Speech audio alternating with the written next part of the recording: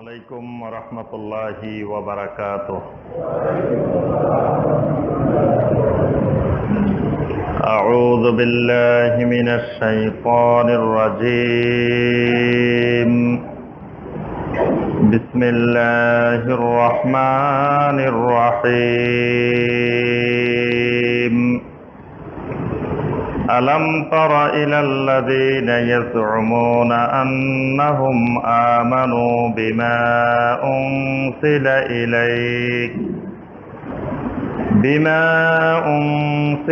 إليك وما أنزل من قبلك يريدون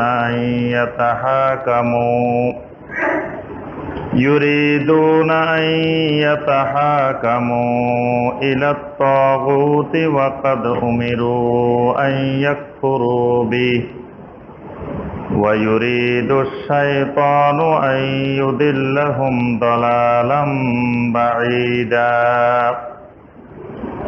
وإذا قيل لهم تعالوا إلى ما أنزل الله وإلى الرسول رأيت المنافقين يصدون عنك صدودا فكيف إذا أصابتهم مصيبة بما قدمت أيديهم ثم جاءوك يحلفون بالله إن أردنا إلا إحسانا وتوفيقا اللهم صل على محمد وعلى آل محمد كما صليت على إبراهيم وعلى آل إبراهيم إنك حميد مجيد اللهم بارك على محمد وعلى آل محمد كما باركت على إبراهيم وعلى آل إبراهيم إنك حميد مجيد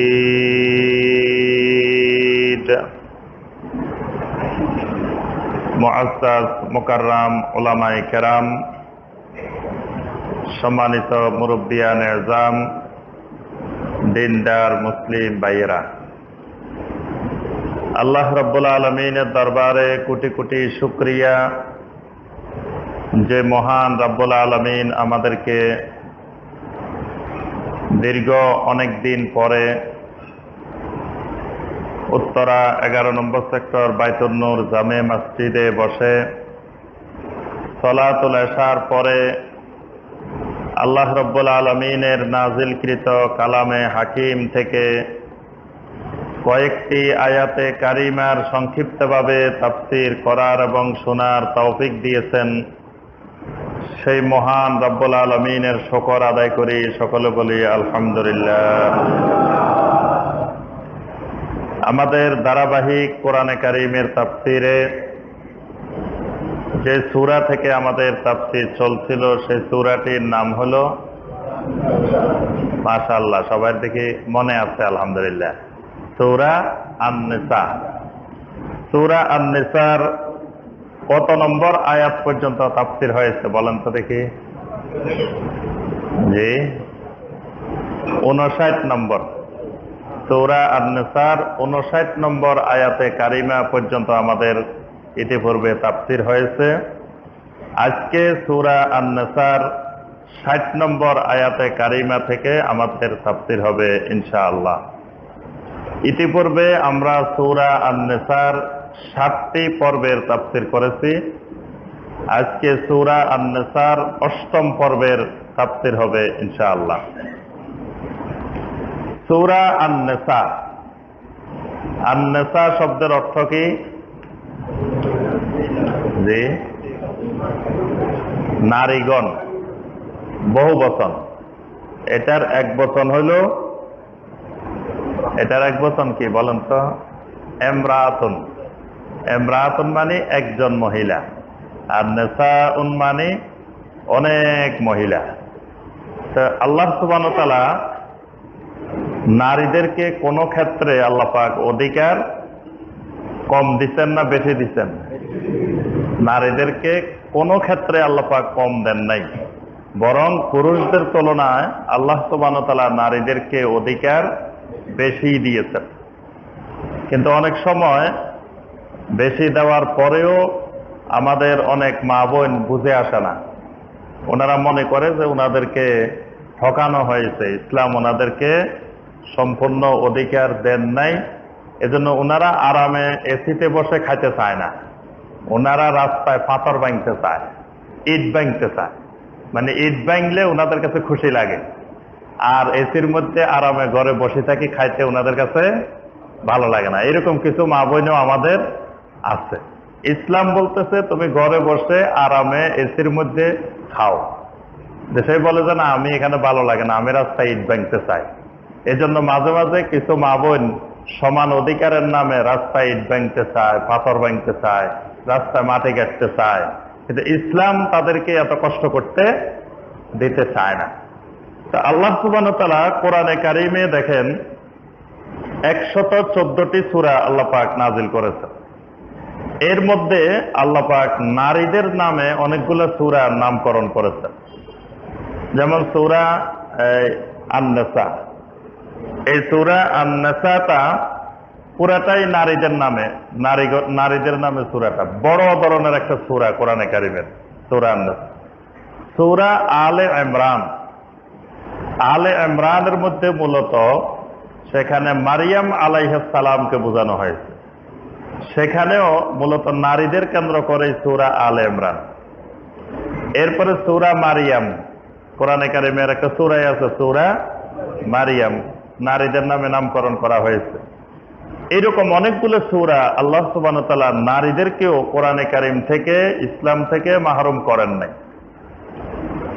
এই সূরাটিও একটি গুরুত্বপূর্ণ সূরা, যে সূরার মধ্যে আল্লাহ সুবহানাহু ওয়া তাআলা নারীদের অনেকগুলো অধিকার সম্পর্কে আল্লাহ পাক এই সূরায় আলোচনা করেছেন। এই সূরাটি মাক্কি সূরা নাকি মাদানী সূরা? মাদানী সূরা।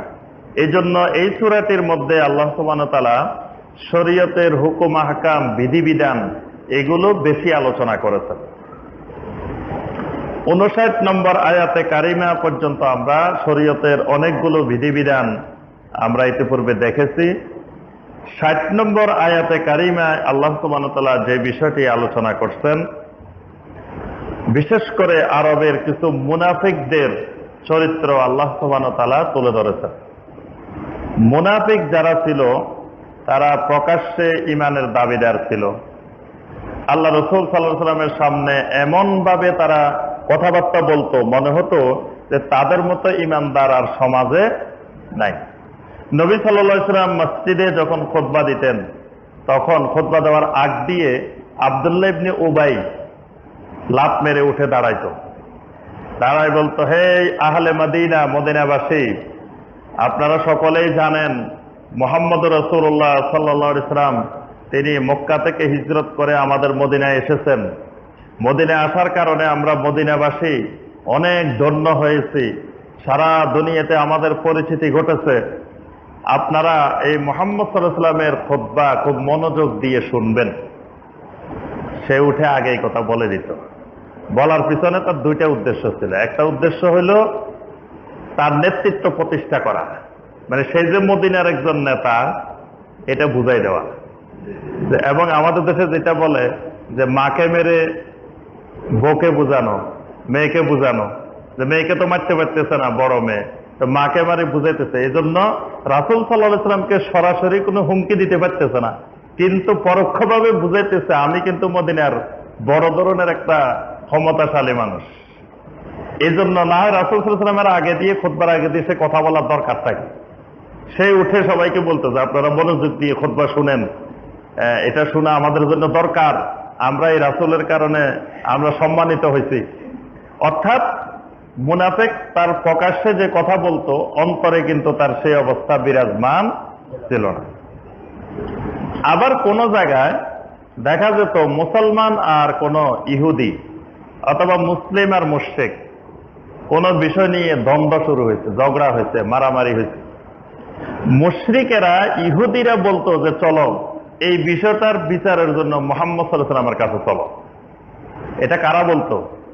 ইহুদিরা বলতো, মুশরিকেরা বলতো যে বাইনি ওয়া বাইনাকা মুহাম্মদ সাল্লাল্লাহু আলাইহি ওয়াসাল্লাম। তারা বলতো যে আমার আর তোমার মাঝে ফয়সালা করে দিবে মুহাম্মদ সাল্লাল্লাহু আলাইহি ওয়াসাল্লাম। কিন্তু মুনাফিক যারা ছিল, এদের সাথে যদি কোনো মুশরিকের, কোনো ইহুদির বিরোধ হতো, তো এরা বলতো কি যে বাইনি ওয়া বাইনাকা কাব ইবনুল আশরাফ, যে চলো এই বিষয়টার বিচারের জন্য কাব ইবনে আশরাফের কাছে যাই। অথচ সে মুসলমান দাবিদার, কিন্তু সে নবী সাল্লাল্লাহু আলাইহি ওয়াসাল্লামের বিচার মানত না। কোন বিচার ফয়সালার জন্য সে রাসূল সাল্লাল্লাহু আলাইহি ওয়াসাল্লামের কাছে আসতে রাজি ছিল না।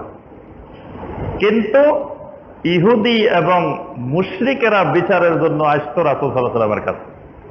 অর্থাৎ এই মুনাফিক ভালো করে জানতো যে রাসূল সাল্লাল্লাহু আলাইহি ওয়াসাল্লামের কাছে আসলে বিচারটা তার পক্ষে যাবে না, কারণ সে যে দোষী এই কথা তো সে ভালো করে জানে। আর নবী সাল্লাল্লাহু আলাইহি ওয়াসাল্লাম তো কারো চেহারা দেখে বিচার করবেন না, এটা মুসলিম না মুশরিক না ইহুদি না কে, এটা দেখে বিচার করবেন না, ইনসাফ প্রতিষ্ঠা করবেন। এই জন্য মুনাফিকেরা বিচার কাজের ব্যাপারে, বিশেষ করে বিচার ফয়সালার ব্যাপারে নবী সাল্লাল্লাহু আলাইহি ওয়াসাল্লামের কাছে আসতো না। আল্লাহ সুবহানাহু ওয়া তাআলা মুনাফিকদের এই চরিত্রটা এই 60 নম্বর আয়াতে কারিমায় আল্লাহ পাক তুলে ধরেছেন। আল্লাহ সুবহানাহু ওয়া তাআলা বলেন, এর তাফসীর ইবনে কাসিরে একটা ঘটনাও আছে, কিন্তু ঘটনাটা বর্ণনা করে ইমাম ইবনে কাসির রাহিমাহুল্লাহ, তিনি বলেই দিচ্ছেন যে ঘটনাটার সূত্র দঈফ, দুর্বল।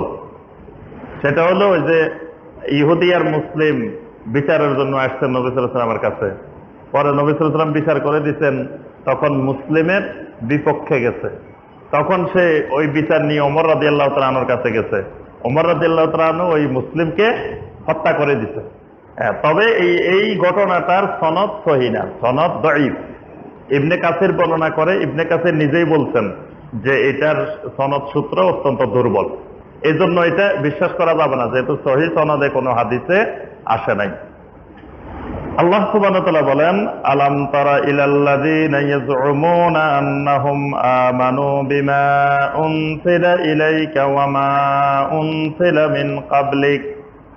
আলাম তারা, হে রাসূল আপনি কি তাদেরকে লক্ষ্য করেন নাই, তাদেরকে দেখেন নাই? ইলাল্লাযীনা ইয়াজউমুন, ওই মানুষগুলাকে, যে মানুষগুলো নিজেদেরকে দাবি করত, যে মানুষগুলো নিজেরা সবসময় শক্তিশালী ভাবে, দৃঢ়ভাবে তারা দাবি করে বসত, আন্নাহুম আমানু বিমা উনজিলা ইলাইকা, আপনার উপরে যা কিছু নাজিল করা হয়েছে এগুলোর উপরে তারা ঈমান আনে। যা নাজিল করা হয়েছে মানে শুধু কোরআন না, এর মধ্যে হাদিসও অন্তর্ভুক্ত। মানে নবী সাল্লাল্লাহু আলাইহি ওয়াসাল্লামের সহিহ হাদিসগুলো, এগুলো আল্লাহ সুবহানাহু ওয়া তাআলার পক্ষ থেকে নাজিলকৃত। কারণ আল্লাহ পাক কোরআনে কারিমে অনেক জায়গায় এটার পক্ষে সার্টিফিকেট দিয়েছেন। আল্লাহ সুবহানাহু ওয়া তাআলা সূরা আন-নাজমের 3 এবং 4 নম্বর আয়াতে বলছেন, ওয়ামা ইয়ানতিকু আনিল হাওয়া ইন হুয়া ইল্লা ওয়াহয়ুন ইউহা। আমার রাসূল দ্বীনের ব্যাপারে, ইসলামের ব্যাপারে যে কথাগুলো বলেন, এগুলো হাওয়া থেকে বলেন না, মানে নিজের ইচ্ছা মতো মনের থেকে বলেন না। ইন হুয়া ইল্লা ওয়াহয়ুন ইউহা, এগুলো আল্লাহ সুবহানাহু ওয়া তাআলার পক্ষ থেকে নাজিলকৃত ওহী। অর্থাৎ নবী সাল্লাল্লাহু আলাইহি ওয়াসাল্লামের হাদিসগুলো বিমা উনজিলা ইলাইকা, মানে আল্লাহ সুবহানাহু ওয়া তাআলার পক্ষ থেকে নাজিলকৃত। আল্লাহ পাক বলেন, এই মানুষগুলো দাবি করে যে তারা আপনার উপরে যা কিছু নাজিল করা হয় এগুলোর প্রতি তারা ঈমান আনে। ওয়ামা উনজিলা মিন ক্বাবলিক, আপনার পূর্বে, ইতিপূর্বে যা কিছু নাজিল করা হয়েছে সেগুলোর উপরও ঈমান আনে। ইউরিদুনা আন ইয়াতাহাকামু ইলাত তাগুত, কিন্তু তারা বিচার ফয়সালার ক্ষেত্রে তারা তাগুতের কাছে যাওয়া পছন্দ করে। এমনি আপনাকে মানে, আপনার কোরআনও মানে, সুন্নাহ মানে, সব মানতে রাজি, কিন্তু বিচারটা মানতে রাজি না। আল্লাহ পাক বলেন যে তারা দাবি করে কোরআনের উপর ঈমান আনছে, সুন্নাহর উপর ঈমান আনছে, কিন্তু কোরআন সুন্নাহর বিচার ফয়সালা মানে না। বিচার ফয়সালার জন্য কার কাছে যায়? ইলা তাগুত, তাগুতের কাছে যায়। তাগুত কারা?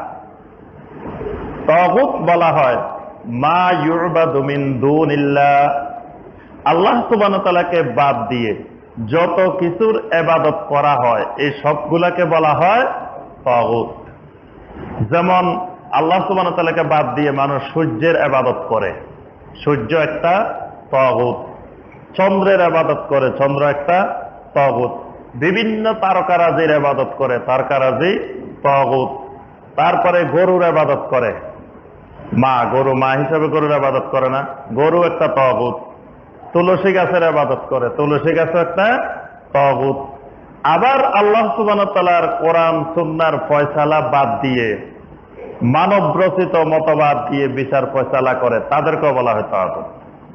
ইমাম ইবনে কাসির রাহিমাহুল্লাহ বলেন, এই আয়াতে কারিমায় তাগুত বলতে বোঝানো হয়েছে যারা কোরআন এবং সুন্নাহকে বাদ দিয়ে নিজেদের তৈরি করা আইন দিয়ে বিচার ফয়সালা করে, এদেরকে আল্লাহ পাক এখানে তাগুত বলছেন। তা আল্লাহ পাক বলতেছেন এই মুনাফিক যারা, তাদের চরিত্র হলো ইমানের দাবিদার, কোরআনের প্রতি ইমানদার, সুন্নাহর প্রতি ইমানদার, সমস্ত আসমানি কিতাবের প্রতি ইমানদার, কিন্তু আসমানি কিতাব তেলাওয়াত করে করে ফজিলত নিতে রাজি, কিন্তু আসমানি কিতাবের বিচার ফয়সালা মানতে রাজি। এই আখলাকটা কার? মুনাফিকদের। আল্লাহ পাক বলছেন ইউরিদুনা আইয়াতাহাকামু ইলাত তাগুত, তারা তাদের মধ্যে বিভিন্ন বিষয়ের বিবাদ ফয়সালা করার জন্য, যেমন চুরির বিচার, চুরির বিচার করবে, চুরি করছে, এই বিচার কোরআন দিয়ে করতে রাজি নেই। জেনা করছে, ব্যভিচার করছে, এটার বিচার কোরআন দিয়ে করতে রাজি নেই। তারপরে ধরেন মাদকাসক্তি, মদ পান করছে, মদের শাস্তি তো সুন্নাহর মধ্যে, হাদিসের মধ্যে আছে, সেটা সুন্নাহ দিয়ে করতে রাজি নেই। এইভাবে কোরআন সুন্নাহর মধ্যে যতগুলো ইসলামের বিধিবিধান বিচার ফয়সালা আছে, এই বিচার ফয়সালা কোরআন সুন্নাহ দিয়ে করতে রাজি নেই, তাগুতের আইন দিয়ে করতে রাজি। ওয়াকাদ উমিরু আন ইয়াকফুরু বি, অথচ তাদেরকে এই সমস্ত তাগুতের আইন কানুনের প্রতি কুফরি করার জন্য নির্দেশ দেওয়া হয়েছিল। অথচ ঈমানদারদেরকে ঈমান আনার প্রথম শর্ত হলো তাগুতকে অস্বীকার করা। আল্লাহ পাক সূরা আল বাকারার 256 নম্বর আয়াতে বলছেন, লা ইকরাহা ফিদ-দীন কাদ তাবায়্যানার রুশদু মিনাল গাই ফামান ইয়াকফুর বিত-তাগুতি ওয়া ইউমিন বিল্লাহ, ফামান ইয়াকফুর বিত-তাগুত ওয়া ইউমিন বিল্লাহ।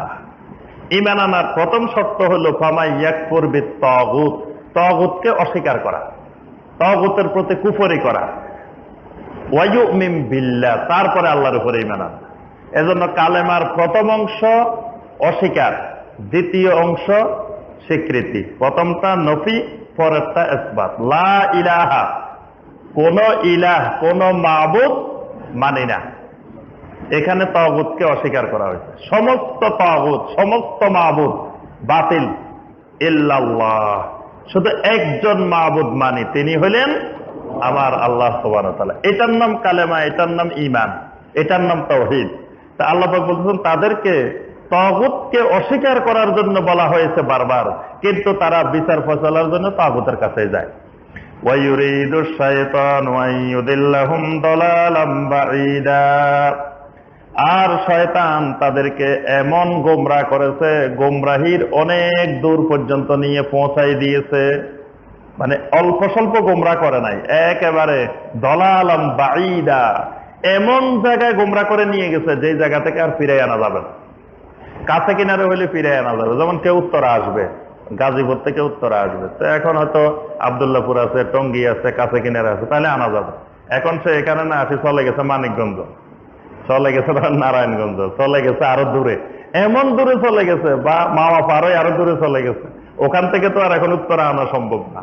আল্লাহ পাক বলছেন দলালাম বাঈদা, অনেক দূরে চলে গেছে গোমরাহির। وَإِذَا قِيلَ لَهُمْ تَعَالَوْا إِلَى مَا أَنزَلَ اللَّهُ وَإِلَى الرَّسُولِ, আর যখন তাদেরকে বলা হয়, মুনাফিকদেরকে বলা হয় তাআলাউ ইলা মা আনজালাল্লাহু ওয়া ইলার রাসূল। আল্লাহ রাব্বুল আলামিন যা নাজিল করেছেন, আল্লাহ রাসূল যা তোমাদেরকে বলেন, এগুলোর দিকে ফিরে আসো। মানে কোরআন এবং সুন্নাহর দিকে ফিরে আসো। মা আনজালাল্লাহ মানে কোরআন, ওয়া ইলার রাসূল মানে সুন্নাহ। কোরআন এবং সুন্নাহর দিকে ফিরে আসো। তখন মুনাফিকরা কি বলে? রাআইতাল মুনাফিকিনা ইয়াসুদ্দুনা আনকা সুদুদা। আল্লাহ সুবহানাহু ওয়া তাআলা বলেন, রাসূল তখন আপনি মুনাফিকদেরকে দেখতে পাবেন তারা মোট দিয়ে অন্যদিকে ফিরে যায়। এমন ভাবে মোট দিবে আপনি দেখে আশ্চর্য হয়ে যাবেন। মানে কোরআন সুন্নাহর দিকে আসবে না।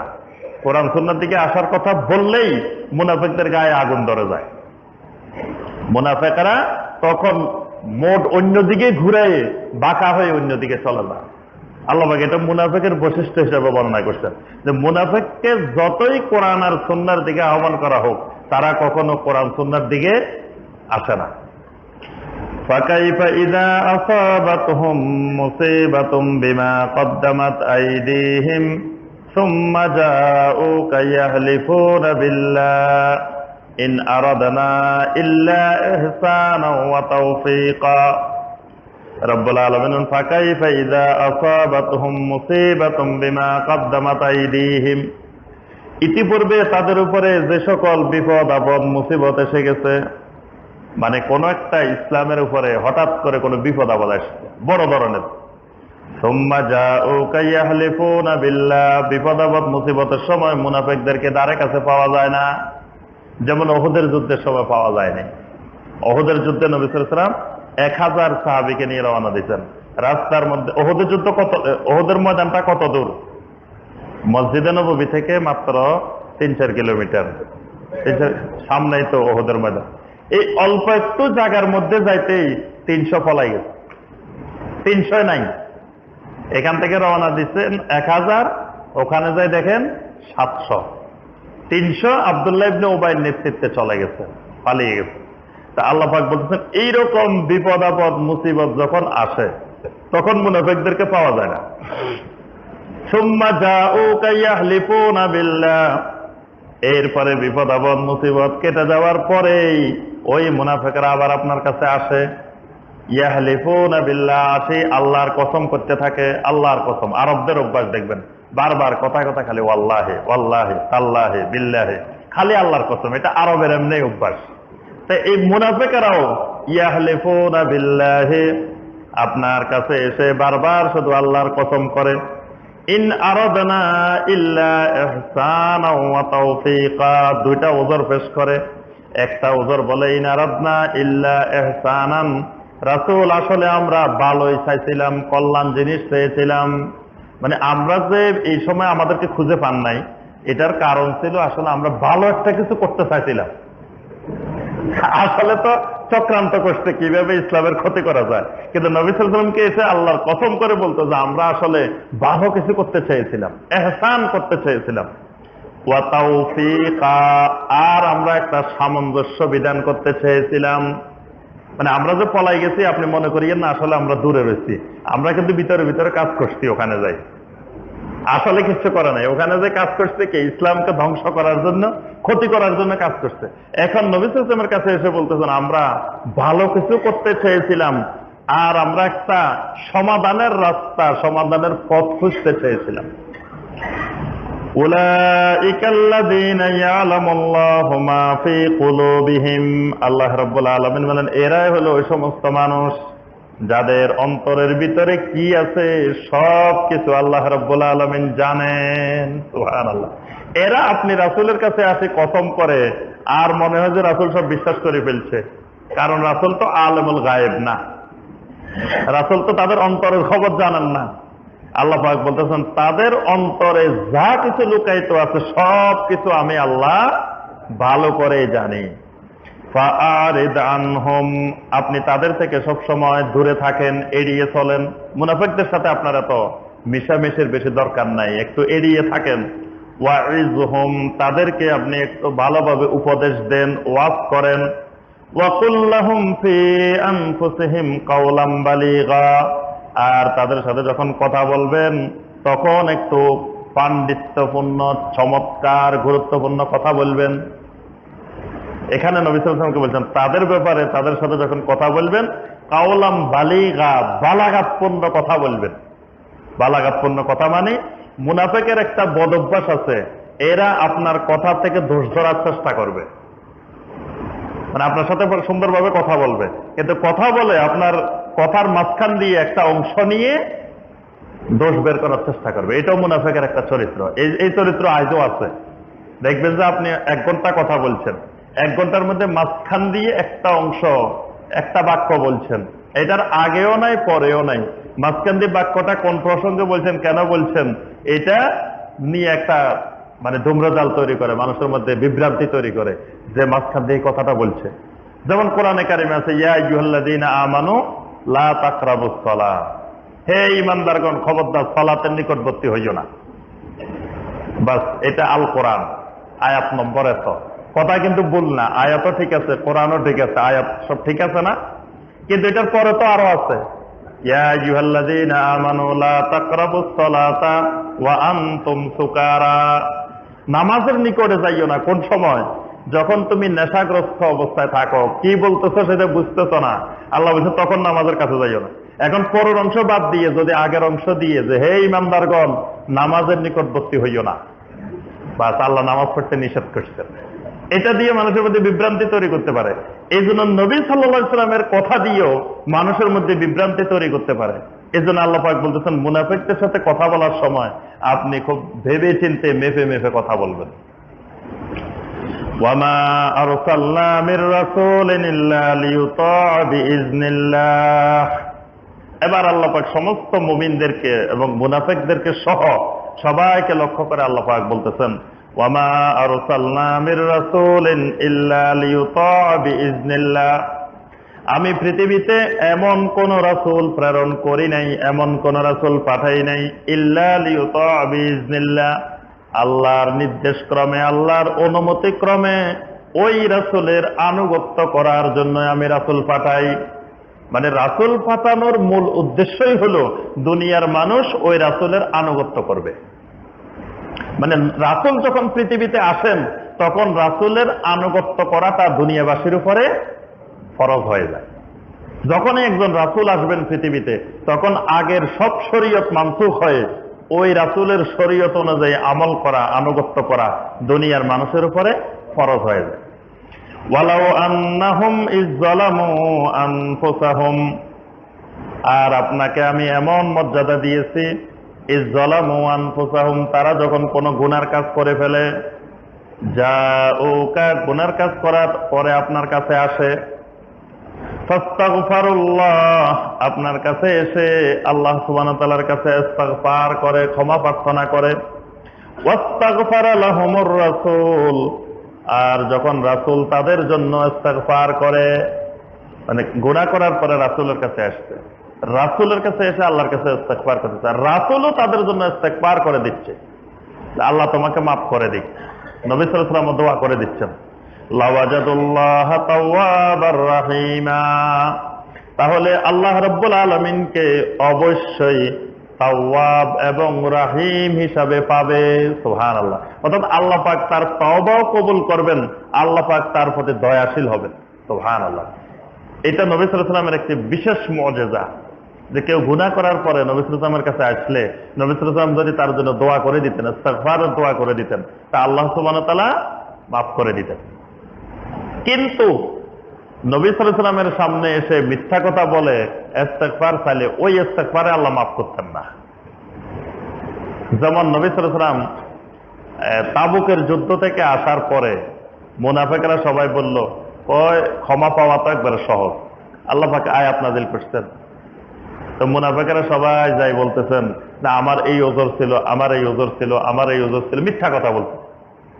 আর নবী সাল্লাল্লাহু আলাইহি ওয়াসাল্লাম বলতেছেন, ইস্তাগফিরকুমুল্লাহ, ইস্তাগফিরকুমুল্লাহ, যাও আল্লাহ তোমাকে মাফ করে দিক, আল্লাহ তোমাকে মাফ করে দিক। এরা তো মহা খুশি, রাসূল দোয়া করে দিচ্ছে, রাসূল দোয়া করলে তো মাফ। আল্লাহ পাক জানেন না এরা সত্য বলছেন না মিথ্যা বলছেন। 3 জন সাহাবী, আল্লাহু আকবার, এই 3 জনকে কোরআনে কারিমে নাম দেওয়া হয়েছে সাদিকিন। এই 3 জন সাহাবী, এই 3 জন সাহাবী বিশিষ্ট সাহাবী, তারা চিন্তা করলেন যে আমরা যদি মিথ্যা কথা বলি নবী সাল্লাল্লাহু আলাইহি ওয়াসাল্লামের সামনে, নবী সাল্লাল্লাহু আলাইহি ওয়াসাল্লাম দোয়াও করে দেন, ইস্তিগফারও করে দেন, কিন্তু আল্লাহ সুবহানাহু ওয়া তাআলা তো আমাদের অন্তরের খবর জানে। হয়তো নবীর সামনে আমরা পার হয়ে গেলাম, কিন্তু আল্লাহর কাছে তো আমাদের জবাবদিহি করতে হবে। এই জন্য তারা মিথ্যা কথা বলেন নাই, সত্য কথা বলে দিচ্ছেন। একজন হলেন কাব ইবনে মালিক রাদিয়াল্লাহু তাআলা আনহু, তারপরে একজন হলেন মুরারা রাদিয়াল্লাহু তাআলা আনহু। তিনজন সাহাবী ছিলেন, প্রসিদ্ধ তিনজন সাহাবী। এই তিনজন সাহাবী তারা মিথ্যা কথা বলেন নাই, সত্য কথা বলছেন। বলার পরে নবী সাল্লাল্লাহু আলাইহি ওয়াসাল্লাম তাদেরকে 40 দিন পর্যন্ত তাদের সাথে কথাবার্তা লেনদেন সব বন্ধ ছিল। অনেক কষ্ট করতে হয়েছে। আর মুনাফিকরা সবাই হাসতেছে, দেখো কি বোকা, জ্ঞান নাই, বুদ্ধি নেই, কিচ্ছু নাই। আমাদের সমাজে যেগুলো মিথ্যা কথা বলতে পারে না, কয় এর এদি কিচ্ছু হবে না, কোনো কাজ হবে না, কোনো কাজের না, মিথ্যা বলতে জানে না। যে মিথ্যা বলতে পারে এটা খুব চালাক, এটা খুব বুদ্ধিমান। মিথ্যা বলাটা বড় বুদ্ধিমানের কাজ। আর মিথ্যা বলতে পারে না, সত্য কথা বলে, এর সমাজে সবাই মনে করে যে এটা বোকা, এটা দিয়ে কিছু হবে না। তো এই তিনজনকে দিয়ে সবাই হাসাহাসি করে মুনাফিকরা। এরা যদি নবী সাল্লাল্লাহু আলাইহি ওয়াসাল্লামের সামনে যাই বলে দিব যে আমাদের সমস্যা ছিল, আমার বউয়ের অসুখ ছিল, আমার ছেলের অসুখ ছিল, এটা ছিল, তো নবী সাল্লাল্লাহু আলাইহি ওয়াসাল্লাম বলে দিতেন ইস্তাগফিরুকুমুল্লাহ, বাস আল্লাহ মাফ করে দিতেন। অথচ এরা সত্য কথা বলতে চাই, বিপদে পড়ছে। আল্লাহ সুবহানাহু ওয়া তাআলা 40 দিন পরে কোরআনে কারীমের আয়াত নাযিল করে দিতেন, সূরা আত-তাওবার 118, 119, যে তাদের আল্লাহ পাক বর্ণনা করে দিচ্ছেন, ওয়া আলা সালাসাতিল লাযিনা খুল্লিফু, তিনজন নাম ধরে আল্লাহ পাক বলেছেন, যেই তিনজন তাবুকের যুদ্ধে যাওয়া থেকে পিছিয়ে পড়ছিল, আল্লাহ পাক এদের তওবা কবুল করছেন। সুবহানাল্লাহ। এবং এদেরকে আল্লাহ পাক নাম দিয়েছেন সাদিকিন। আল্লাহ পাক বলেছেন, ইয়া আইয়ুহাল্লাযীনা আমানুত্তাকুল্লাহ ওয়া কুনু মা'আস সাদিকিন, হে ঈমানদারগণ আল্লাহকে ভয় করো, আর এই তিনজন সাদিকিনের মতো তোমরাও সাদিকিন হয়ে যাও। সুবহানাল্লাহ। সাদিকিন হলো এই তিনজন সাহাবী। তাহলে বোঝা যায় যে নবী সাল্লাল্লাহু আলাইহি ওয়াসাল্লাম বাহ্যিক অবস্থায় ইস্তেগফার করে দিলেও মিথ্যা কথা বলে আসি, যদি ইস্তেগফার করে দেয় সেটা আল্লাহ পাক কবুল, কারণ ওই মুনাফিকদের জন্য তো দোয়া করছেন, আল্লাহ কি কবুল করছেন। আর মুনাফিকদের ব্যাপারে আল্লাহ পাক আয়াত নাযিল করে বলে দিয়েছেন যে আপনি যদি মুনাফিকের জন্য 70 বার ক্ষমা প্রার্থনা করেন, তাও আল্লাহ সুবহানাহু ওয়া তাআলা মাফ করবেন না। নবী সাল্লাল্লাহু আলাইহি ওয়াসাল্লাম বলতেছেন, এখানে 70 বার মানে যদি গণা 70 বার হইতো, তাহলে আমি 71 বার ইস্তেগফার করতাম। 70 বার আল্লাহ পাক মাফ করবেন না, 71 বারের সময় তো করবেন, কিন্তু এখানে 70 মানে 70,000 বার করলেও আল্লাহ পাক মাফ করবেন না। মানে অধিক বোঝানোর জন্য আল্লাহ পাক 70 ব্যবহার করছেন। ফালা ওয়া রাব্বিকা লা ইউমিনুনা হাত্তা ইউহাক্কিমুকা ফীমা শাজারা বাইনাহুম। অনেকগুলো বিচার নবী সাল্লাল্লাহু আলাইহি ওয়াসাল্লামের কাছে আসছে, এর মধ্যে নবী সাল্লাল্লাহু আলাইহি ওয়াসাল্লাম বিচার ফয়সালা করে দিয়েছেন। কাফেরেরা, ইহুদিরা, মুশরিকেরা তারা সন্তুষ্ট হয়ে গেছে, কিন্তু মুমিনেরা সন্তুষ্ট হতে পারে না। রাসূলের বিচারে মুমিনেরা খুশি হয় না, কারণ বিচারটা তার বিপক্ষে যায়। আর সবসময় দেখবেন যেখানে যারা ক্ষমতাশালী থাকে, প্রভাবশালী থাকে, তারাই তো অত্যাচার নির্যাতন করে। যেহেতু মদিনাতে মুমিনেরাই তখন প্রভাবশালী, ক্ষমতাশালী, তাহলে সেখানে মুশরিকেরা, ইহুদিরা যে বিচার নিয়ে আসতো, সেখানে মাজলুম থাকতো তারা, আর জুলুম করতো এরা। বিচার করলে উল্টা এরা দোষী সাব্যস্ত হইত। তো নবী সাল্লাল্লাহু আলাইহি ওয়াসাল্লামের বিচারে অনেকে সন্তুষ্ট হতে পারে না, মনে মনে প্রকাশ্যে কিছু বলতেও পারে না, ভিতরে ভিতরে ক্ষোভ যে নবী সাল্লাল্লাহু আলাইহি ওয়াসাল্লাম একটু আমরা মুসলমান, আমরা মুমিন, আমাদের দিকে একটু তাকায় বিচার করার দরকার, কিন্তু এরকম তো করে না। আল্লাহ পাক তখন আয়াত নাযিল করে বলে দিয়েছেন, খবরদার, এইরকম চিন্তা যাদের অন্তরে আছে তারা সব কাফের, তাদের অন্তরে ঈমান নাই। আল্লাহ পাক কড়া কথা বলছেন, ফালা ওয়া রাব্বিকা লা ইউমিনুন, আপনার রবের কসম করে বলছি, আল্লাহর কসম, এরা কোনোদিন ঈমানদার হইতে পারে না। হাত্তা ইউহাক্কিমুকা ফীমা শাজারা বাইনাহুম, তাদের ভিতরে কোনো বিরোধ, কোনো ঝগড়া, কোনো মারামারি, কোনো কিছু নিয়ে, হাত্তা ইউহাক্কিমুকা, আপনি বিচার ফয়সালা করে দিয়েছেন, রায় দিয়ে দিয়েছেন, সুম্মা লা ইয়াজিদু ফি আনফুসিহিম হারাজাম মিম্মা কাদাইতা, আপনি যেই বিচার ফয়সালাটা মীমাংসা করে দিয়েছেন, সেটা নিয়ে তাদের মনের ভিতরে তৃপ্তি পায় না, মনের ভিতরে শান্তি পায় না। ওয়া ইউসাল্লিমু তাসলিমা, আপনার কাছে পুরোপুরি তারা নিজেদেরকে আত্মসমর্পণ করে না। আল্লাহর কসম, এরা কোনোদিন ইমানদার হইতে পারে না। আল্লাহ পাক বলে দিচ্ছেন এরা কোনোদিনই ইমানদার না, এরা সব মুনাফিক কাফের। যদি কারো অন্তরে নবী সাল্লাল্লাহু আলাইহি ওয়াসাল্লামের সুন্নত অনুযায়ী, কোরআন এবং সুন্নাহ অনুযায়ী বিচার করে দিতে কিন্তু মানতে পারতেছে না, তাহলে আল্লাহ পাক বলতেছেন এরা কোনোদিন ইমানদার হইতে পারে না, এদের ভিতরে ঈমান নাই। ওয়ালাউ আন্না কাতাবনা আলাইহিম আনিকতুলু আনফুসাকুম আও ইখরুজু মিন দিয়ারিকুম মা ফাআলুহু ইল্লা কলিলুম মিনহুম। আল্লাহ সুবহানাহু ওয়া তাআলা বলেন, যদি আমি নির্ধারণ করে দিতাম এইভাবে, আনিকতুলু আনফুসাকুম, একজন আরেকজনকে হত্যা করো, আও ইখরুজু মিন দিয়ারিকুম, অথবা তোমাদের নিজেদেরকে তোমাদের এলাকা থেকে বাড়িঘর থেকে বহিষ্কার করো, মা ফাআলুহু ইল্লা কলিলুম মিনহুম, তাহলে তাদের মধ্য থেকে অল্প কয়েকজন লোক ছাড়া আর কেউ এই কাজটা করত না। আল্লাহ পাক বলতেছেন আমার কাছে তারা যে ইসলাম গ্রহণ করছে, ইসলাম মানে আত্মসমর্পণ করা, যে আল্লাহ সুবহানাহু ওয়া তাআলা যা বলবেন সেটাই আমার ইচ্ছা, এর বাইরে আমার কোনো ইচ্ছা নাই। তা আল্লাহ পাক বলতেছেন এই মানুষগুলোকে যদি আমি বলতাম আনিকতুলু আনফুসাকুম, যে আমি আল্লাহর ফয়সালা হলো একজন আরেকজনকে হত্যা করো, যেমন বনি ইসরাইলকে বলছিল, বনি ইসরাইলকে তীর ময়দানে নিয়ে অন্ধকার করে দিচ্ছে আল্লাহ পাক, অন্ধকার করে বলছে যে তোমাদের তওবা হলে একজন আরেকজনকে অন্ধকারের মধ্যে হত্যা করবা, সবার হাতে ছুরি থাকবো, যে যারে পারো সে তারে মারিবা, অন্ধকারের মধ্যে কেউ কাউকে দেখা যাবে না, ছেলে বাবাকে হত্যা করবে, বাবা ছেলেকে হত্যা করবে। এইভাবে তীর ময়দানে তারা অসংখ্য লোককে এইভাবে হত্যা করছে, এই হত্যাটাই ছিল তাদের তওবা। তা আল্লাহ পাক বলতেছেন আমি যদি এরকম তোমাদের ভিতরে একজন আরেকজনকে নিজেদেরকে হত্যা করার কথা বলতাম, অথবা বলতাম যে এই এলাকা থেকে দেশান্তর করে দাও, বের করে দাও, আমার এই হুকুম খুব অল্প মানুষই মানত, অধিকাংশই মানত না। ওয়ালাউ আন্নাহুম ফাআলু মা ইউআযুনা বিহি লাকানা খায়রাল লাহুম, তবে যদি তারা আমি আল্লাহর পক্ষ থেকে যেই নির্দেশনা দেওয়া হয় সেটা যদি মেনে চলতো, লাকানা খায়রাল লাহুম, এটা তাদের জন্য অনেক বেশি কল্যাণকর হতো। ওয়া আশাদ্দা তাসবিতা, এবং হকের উপরে দৃঢ় থাকার জন্য এটাই হতো সবচেয়ে বেশি কার্যকরী। সুবহানাল্লাহ। আমি আল্লাহর ওয়াজগুলো, আমি আল্লাহর উপদেশগুলো যদি তারা মেনে চলে, এটা তাদের হকের উপরে টিকে থাকার জন্য সবচেয়ে বেশি কার্যকরী।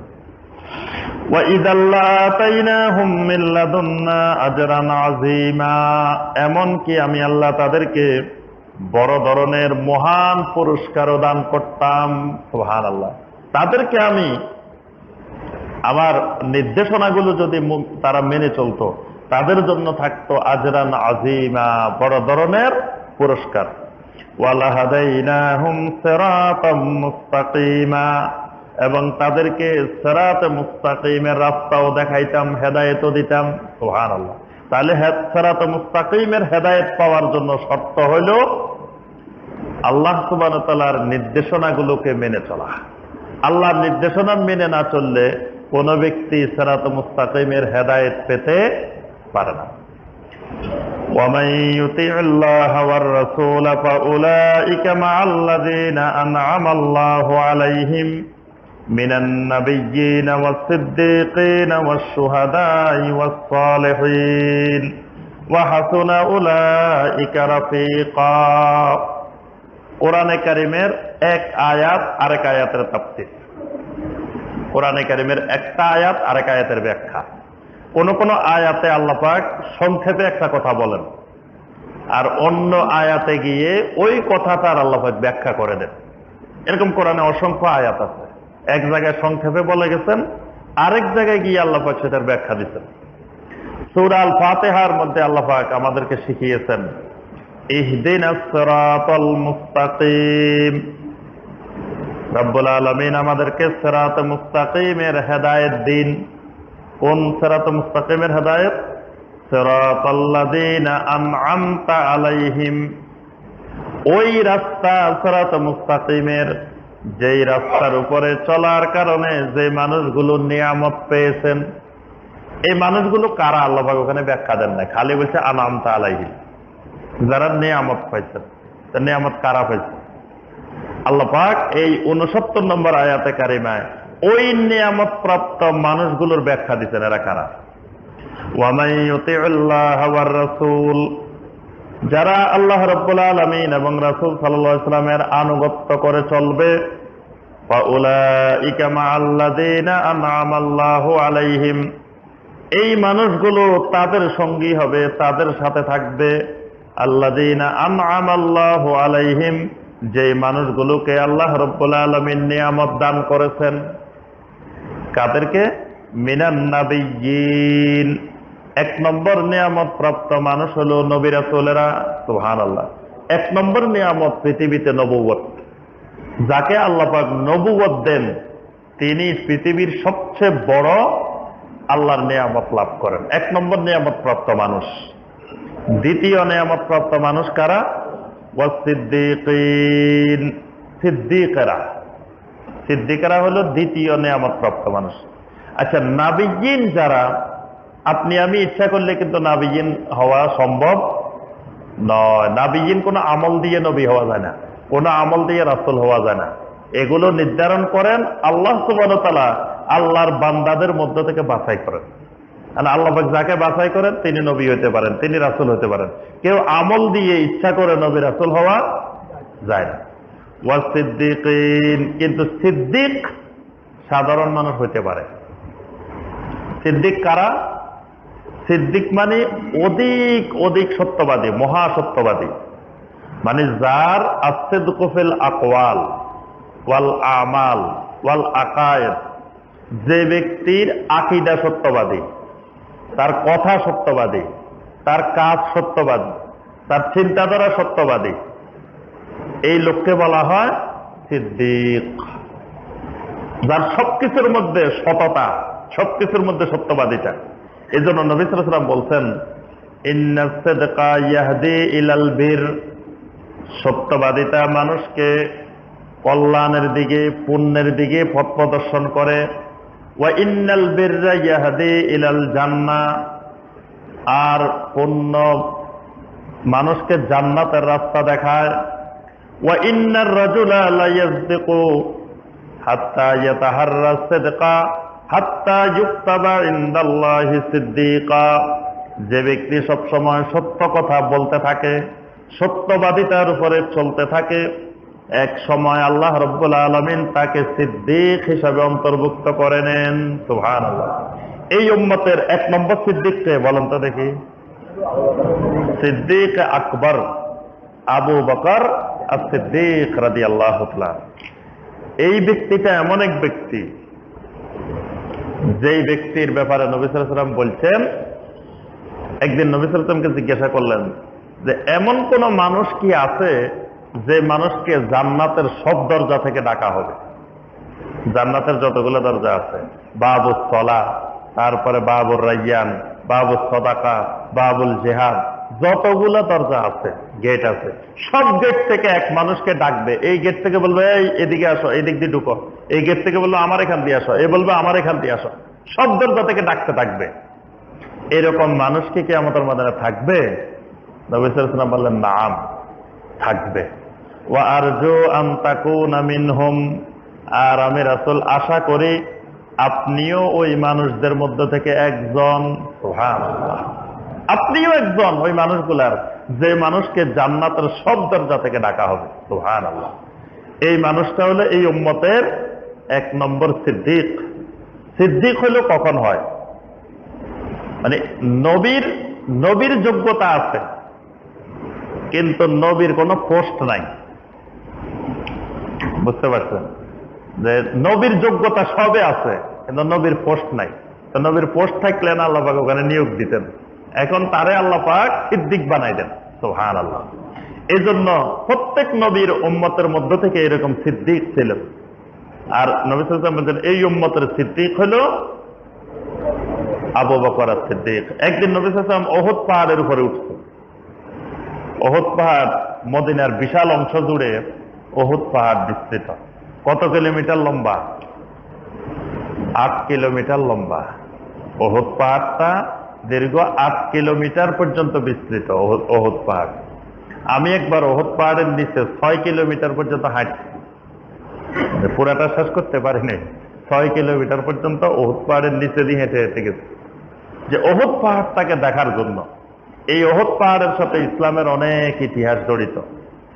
উহুদের যুদ্ধ তো আছে, এর বাহিরেও নবী সাল্লাল্লাহু আলাইহি ওয়াসাল্লাম উহুদকে ভালোবাসতেন। অসংখ্য হাদিসে দেখবেন যে এটার সওয়াবকে নবী সাল্লাল্লাহু আলাইহি ওয়াসাল্লাম উহুদ পাহাড়ের সাথে তুলনা করছেন। জানাজায় অংশগ্রহণ করলে 1 কিরাত সওয়াব, দাফন কাফনের সহ অংশগ্রহণ করলে 2 কিরাত। সাহাবায়ে কেরাম জিজ্ঞাসা করলেন, ইয়া রাসূলুল্লাহ, কিরাত তো বুঝি না, কিরাত কি জিনিস? নবী সাল্লাল্লাহু আলাইহি ওয়াসাল্লাম বললেন, মাসালুল জাবালাইনিল আযিমাইন। আরেক রাওয়ায়াতে আসছে মাসালু জাবালাইনি উহুদ, 2 উহুদের সমান 2 কিরাত। তাহলে উহুদটা কিরকম দেখা দরকার না? এই জন্য আমার মনে জাগছিল যে উহুদটা একটু দেখি ভালো করে। আর প্রস্থের দিক থেকেও বিশাল লম্বা, দৈর্ঘ্য তো আছে 8 কিলোমিটার, প্রস্থটাও বিশাল। এই হলো উহুদ। নবী সাল্লাল্লাহু আলাইহি ওয়াসাল্লাম বলছেন, আমরা উহুদকে ভালোবাসি, উহুদ আমাদেরকে ভালোবাসে। সুবহানাল্লাহ। একদিন নবী সাল্লাল্লাহু আলাইহি ওয়াসাল্লাম উহুদ পাহাড়ের উপরে উঠছেন, উঠার পরে উহুদ পাহাড় নাচা শুরু করছে। আল্লাহু আকবার। পাহাড়েও চিনতেন এটা যে রাসূল, মানে আল্লাহ রাসূল উহুদ পাহাড়ে উঠছে। উহুদ পাহাড় খুশিতে হেলাধুলা শুরু করছে, একবার এদিকে হেলে একবার এদিকে হেলে, এরকম নাচতেছে খুশিতে। তখন নবী সাল্লাল্লাহু আলাইহি ওয়াসাল্লাম বললেন, উসবুত ইয়া উহুদ, হে উহুদ স্থির হও, নাচানাচির দরকার নাই। ইন্না ফীকা নাবিয়্যুন ওয়া সিদ্দীকুন ওয়া শাহীদান, তোমার উপরে আছে একজন নবী, একজন সিদ্দিক, 2 জন শহীদ। সুবহানাল্লাহ। বাস, এখানে নবীকে তো চিনা গেছে, সবাই জানে। সিদ্দিককে এটাও জানে। আর আছে কে? আবু বকরের পরে ওমর আর ওসমান। ওমর আর ওসমানও ছিলেন। তো নবী সাল্লাল্লাহু আলাইহি ওয়াসাল্লাম বলে দিয়েছেন, তাদের সামনেই বলে দিয়েছেন যে তোমার উপরে একজন নবী আছে, একজন সিদ্দিক আছে, 2 জন শহীদ আছে। বাস, ওই 2 জন কিন্তু জানে গেছে, সেদিনই জেনে গেছে যে তাদের মৃত্যুটা শাহাদাতের মৃত্যু হবে। সুবহানাল্লাহ। এই জন্য ওমর ইবনে খাত্তাব রাদিয়াল্লাহু তাআলা আনহু সবসময় আল্লাহর কাছে হাত তুলে দোয়া করতেন, সব সময় কন্টিনিউ, আল্লাহুম্মা জাআল মাউতি শাহাদাতান ওয়াজআল মাউতি ফি বেলাদি রাসূলিক। আল্লাহ, আপনার কাছে আমার 2টা আবেদন। একটা আবেদন হলো আমাকে আপনি শাহাদাতের মৃত্যু দান করবেন, দ্বিতীয় আবেদন হলো রাসূলের শহরে আমার মৃত্যুটা দিবেন। সুবহানাল্লাহ। ওমর ইবনে খাত্তাব রাদিয়াল্লাহু তাআলা সব সময় দোয়া করতেন, আল্লাহ আমার 2টা দরখাস্ত, একটা হলো আমার মৃত্যুটা যেন শাহাদাতের মৃত্যু হয়, আল্লাহ পাক তাকে শাহাদাতের মৃত্যু দিতেন। আরেকটা কামনা হলো রাসূলের শহরে মদিনায় মৃত্যুবরণ করা, আল্লাহ পাক তাকে মদিনায়ও মৃত্যুবরণ করার তৌফিক দেন। মদিনায় মারা যাওয়ার জন্য কত সাহাবী কত তাবেঈ জীবনে মদিনার বাইরে বাইরে হয় নাই, মদিনা থেকে দূরে যাইতো না, যদি ওখানে মরে যায় এই ভয়ে দূরে কোথাও যাইতো না। হজ করার জন্য মক্কা মুকাররমায় গেলে তাড়াতাড়ি হজটা করে তাড়াতাড়ি আবার মদিনায় চলে আসতো। এদের মধ্যে একজন ছিলেন ইমাম মালিক রাহমাহুল্লাহ। ইমাম মালিক মসজিদে নববীর ইমাম ছিলেন। উনি হাদিস সংগ্রহের জন্য ওই দূরে কোনো জায়গায় যান নাই, সর্বোচ্চ মক্কা পর্যন্ত গেছে। তো পরে ওনার মুয়াত্তা ইমাম মালিক হাদিসের কিতাবটা, এটাকে আব্বাসী খেলাফতের আমলে সংবিধান বানাতে চেয়েছেন। মালিক রাহিমাহুল্লাহ মানা করলেন যে না, খবরদার এটাকে সংবিধান বানাবেন না, কারণ এর বাইরে অনেক সহিহ হাদিস রয়ে গেছে। কারণ আমি অনেক জায়গায় যাই নাই, বড় বড় মুহাদ্দিসরা আছে কিন্তু আমি ওখানে যাই নাই। আমি মদিনায় মারা যাওয়ার জন্য, মদিনার মৃত্যুর জন্য আমি দূরে যাওয়া পছন্দ করি না। এজন্য উনি দূরে যাইতেন না, শুধু হজের জন্য মক্কায় যাইতেন, আবার দ্রুত চলে আসতেন। আর হজের সফরে গেলেই ওই মক্কার মুহাদ্দিসদের থেকে হাদিস নিয়ে আসতেন। তাই ওমর ইবনে খাত্তাব ছিলেন এরকম মদিনার জন্য, মদিনার মৃত্যুর জন্য দোয়া করতেন। তা এখানে আল্লাহ পাক বলতেছেন নিয়ামত প্রাপ্ত 2য় শ্রেণীর মানুষ হলো কারা? সিদ্দিকীনেরা। ওয়া শুহাদা, 3য় শ্রেণী হলো শহীদেরা, শুহাদা। শহীদ কারা? মান মাতা ফি সাবিলিল্লাহ, যারা আল্লাহর রাস্তায় মৃত্যুবরণ করে এরা হলো শহীদ। আল্লাহর দ্বীনকে কেন্দ্র করে, দ্বীনকে তারা প্রতিষ্ঠিত করার জন্য, দ্বীনকে উদ্দেশ্য স্থান দেওয়ার জন্য, দ্বীনের জন্য, অর্থাৎ তার নিজের জন্যও না, পরিবারের জন্যও না, দুনিয়াবি কোনো স্বার্থ হাসিল করার জন্যও না, একমাত্র দ্বীনের জন্য যারা মারা যাবে এদেরকে কোরআন সুন্নাহর ভাষায় বলা হয় শহীদ। শহীদের এত মর্যাদা, নবী সাল্লাল্লাহু আলাইহি ওয়াসাল্লাম আল্লাহর কাছে সবসময় বলতেন যে আল্লাহ আমাকে শাহাদাতের মৃত্যু দিও। তা এখন কি নবীর মর্যাদা বেশি না শাহাদাতের মর্যাদা বেশি? বলেন দেখি আপনারা। জি, শাহাদাতের কথা আল্লাহ পাক বলছেন 3 নম্বরে, নবুয়ত বলছেন 1 নম্বরে। নবী সাল্লাল্লাহু আলাইহি ওয়াসাল্লাম 1 নম্বরে নিয়ামত পাইছেন, নবুয়ত পাইছেন, তারপরেও আবেদন করতেন শাহাদাতের মৃত্যুর জন্য। অর্থাৎ নবী সাল্লাল্লাহু আলাইহি ওয়াসাল্লাম চাইতেন যেন দোনোটা নিয়ামত পান, নবুয়তও পাইছেন, যেন শাহাদাতের মর্যাদাটাও পান। সুবহানাল্লাহ। আল্লাহ পাক তৃতীয় মর্যাদাটা দিচ্ছেন নিয়ামত প্রাপ্ত মানুষ কারা? শুহাদা। চতুর্থ হলেন সালেহীন। সালেহীনেরা, সালেহীন কারা? যারা আমলে সালেহ করে। কোরআনে কারিমে দেখবেন অসংখ্য জায়গায় আমলে সালেহ, ইন্নাল্লাযীনা আমানু ওয়া আমিলুস সালিহাত, ইল্লাল্লাযীনা আমানু ওয়া আমিলুস সালিহাত। যত জায়গায় আমলের কথা বলছেন, সাথে কি বলছেন? সালেহাত। সালেহাত মানে কবুলযোগ্য আমল। অর্থাৎ আমল করলে কবুল হয় না, কবুল হওয়ার জন্য কিছু শর্ত আছে। এই শর্তগুলো থাকলে আমল কবুল হয়, শর্তগুলো না থাকলে কবুল হয় না। তাহলে আমলটা যেন সালেহ হয়, আর যারা আমলটা সালেহ করে তাদেরকে বলা হয় সালেহীন। এই জন্য সন্তান সন্ততির জন্য যে দোয়া শিখেছেন আল্লাহ পাক, রাব্বি হাবলি মিনাস সালেহীন, আল্লাহ আমার সন্তানকে সালেহীন বানাই দাও, আলেম বানাই দাও, এই দোয়া শিখায় নেই। কারণ আলেম হয়ে সালেহীন নাও হইতে পারে। আমার কথাকে বুঝাইতে পারছি? এলেম আছে বস্তা বস্তা, কিন্তু সালেহীন না, এরকমও সমাজে অনেক আছে। আবার এলেম নাই, এলেম কম, কিন্তু সালেহীন। সালেহীন এই জন্য 3টা সাদাকায়ে জারিয়ার কথা নবী সাল্লাল্লাহু আলাইহি ওয়াসাল্লাম বলছেন, মারা যাওয়ার পরেও জারি থাকে। একটা হলো আও ওয়ালাদিন সালেহিন ইয়াদউ লাহু, ওয়ালাদে সালেহ যদি মা বাবার জন্য দোয়া করে। এখানে ওয়ালাদিন আলেমিন বলা হয়নি, আলেম সন্তান দোয়া করে এটা বলা হয়নি, বলা হয়েছে কি ওয়ালাদে সালেহ। আর যারা আমলে সালেহ করার সন্তান, এরকম সন্তান। এই জন্য অনেক ভাই দেখা যায় আলেম বানানোর জন্য পাগল। আলহামদুলিল্লাহ, এটা ভালো জিনিস। আলেম বানানো তো, আলেম বানালে আশা করা যায় সালেহীন হবে, কিন্তু আলেম বানানোর থেকে জরুরি হলো সালেহীন বানানো। আমার কথাটাকে বুঝতে পারছেন? সালেহীন হইতে হবে। সে যে কোনো পেশাদার হোক, সে ডাক্তার হোক সালেহীন ডাক্তার, সে ইঞ্জিনিয়ার হবে সালেহীন ইঞ্জিনিয়ার, সে শিক্ষক হবে সালেহীন শিক্ষক, সে যেই পেশায় থাকুক, যেই শিক্ষায় শিখুক, কিন্তু হবে সালেহীন। শর্ত হলো সালেহীন হওয়া। আর এই সালেহীন হওয়া মানে এটা আল্লাহর বিশেষ নিয়ামত। এটা আল্লাহ পাক দেখবেন যে অনেক স্কুল কলেজ ইউনিভার্সিটির স্টুডেন্ট এত সুন্দর আমল করে, দেখলে মনটা জুড়ে যায়। আবার অনেক মাদ্রাসায় পড়া স্টুডেন্ট ফজরের সময় ঘুম থেকে উঠে না, অনেক আছে, অনেক, একটা দুইটা না, অনেক দেখবেন যে ফজরে খবরে নাই, ঘুম থেকে উঠে না। তারপরে মাদ্রাসায় পড়ছে, দাড়ি নাই, এরকমও আছে। মাদ্রাসায় পড়ছে, ইসলামী কোনো লেবাস নাই, দিনের সাথে কোনো সম্পর্ক নাই। আরেকটা দেখবেন স্কুল কলেজ ইউনিভার্সিটিতে পড়ে, কত সুন্দর তার আমল আখলাক সবকিছু। তাহলে সালেহীন হওয়া এটা আল্লাহর এক বিরাট নিয়ামত। আর প্রত্যেক মা বাবাই কিন্তু চায় তার ছেলেটা ভালো হোক, চায় না? যে চুরি করে সে চায় যে ছেলেটা চোর না হোক, চোরও কিন্তু চায় তার ছেলেটা ভালো হোক, সন্ত্রাসী চায় তার ছেলেটা ভালো হোক, বাবার মতো সন্ত্রাসী না হোক। কিন্তু হয় না। অনেকে দেখা যায় ভালো হওয়ার জন্য কত কিছু করছে, কিন্তু শেষ পর্যন্ত খারাপ হয়ে গেছে। অর্থাৎ আল্লাহ পাক ওই নিয়ামতটা দেন নাই।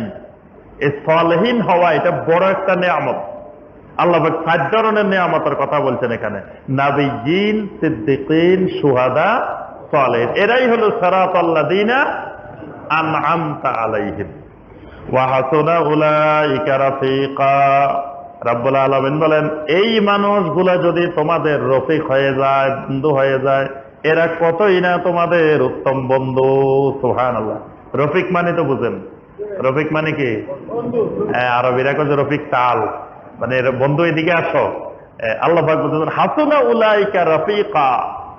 এই নবীদের সাথে যদি তোমাদের বন্ধুত্ব হয়ে যায়, সিদ্দিকীনদের সাথে বন্ধুত্ব হয়ে যায়, শুহাদাদের সাথে বন্ধুত্ব হয়ে যায়, সালেহীনদের সাথে বন্ধুত্ব হয়ে যায়, এরা কতই না তোমাদের উত্তম বন্ধু। সুবহানাল্লাহ।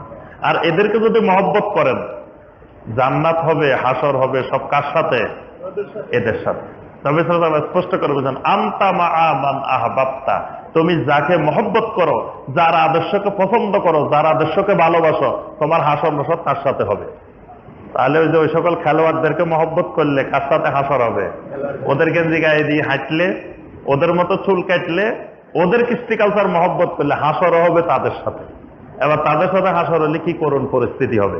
এই জন্য সর্বক্ষেত্রে অনুসরণ করতে হবে নবিয়্যিন, সিদ্দিকিন, শুহাদা, সালেহিনদেরকে।